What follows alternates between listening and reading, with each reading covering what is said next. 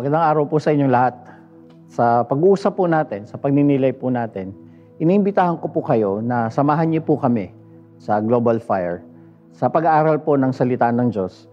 Sa mga susunod po na linggo, pag-uusapan po natin yung The Lord's Prayer. Pag-uusapan po natin, himayin po natin, ano ho ba ibig sabihin ng The Lord's Prayer? If you are Filipino or watching or joining us now, I am most likely kayo po ay familiar sa salita ng Diyos at kayo po ay familiar dun sa The Lord's Prayer, no? That our Father who art in heaven, hallowed be thy name. Ngunit ang tanong ko po sa atin sa umaga pong ito, as I challenge each and one of you to join us, dahil napakaganda pong pag-aaral po na ito. Ano ho bang ibig sabihin ng The Lord's Prayer para po sa atin? Kung tayo po ay lumaki na Pilipino at marahil madalas po natin itong binabanggit, madalas natin itong ginagawang panalangin, at most likely, kinabisado pa ho natin ang The Lord's Prayer. Ngunit ang tanong ko sa inyo, ano ho ba ang Lord's Prayer para sa inyo? Kung ito ay lagi niyong binabanggit, alam niyo ho ba kung gaano kamakapangyarihan ang panalangin? Ngunit bago ho natin pagbulay-bulayin yung The Lord's Prayer sa mga susunod po na araw, gusto ko ho munang tanungin ang bawat isa sa inyo, or i-challenge, no? Ano ho ba yung prayer para sa inyo? Ano ho ba yung panalangin? What is the Lord's Prayer for each and every one of you?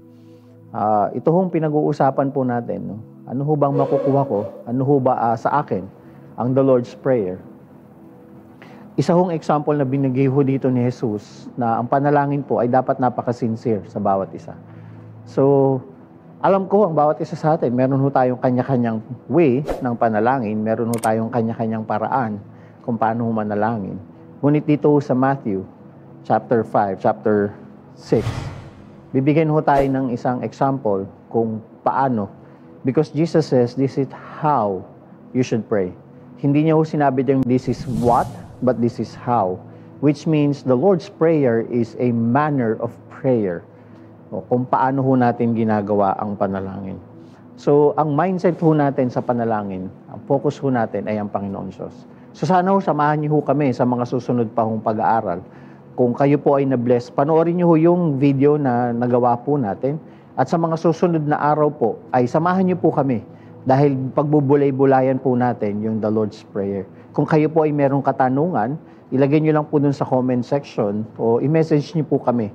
Kung meron po kayong katanungan o meron po kayong reaction, doon po sa The Lord's Prayer.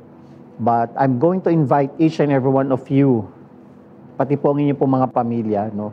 Samahan niyo po kami upang maabot po natin ang to the ends of the earth sa pamamagitan po ng Global Fire, sa pamamagitan po ng video na ito at marami pa pong videos na narito.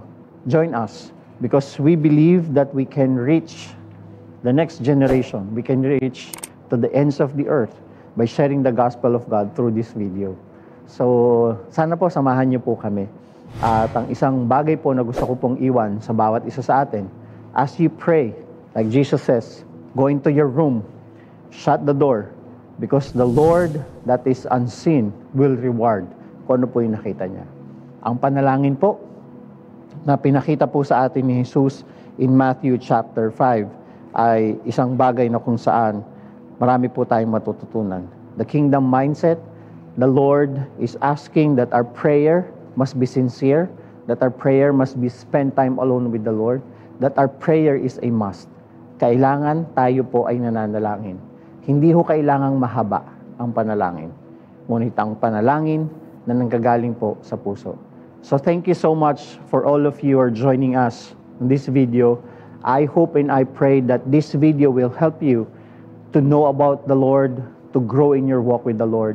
And I hope that you will share this video to your loved ones and to your friends so that they too can listen and know the Lord, Jesus Christ. Once again, thank you so much. God bless all of you.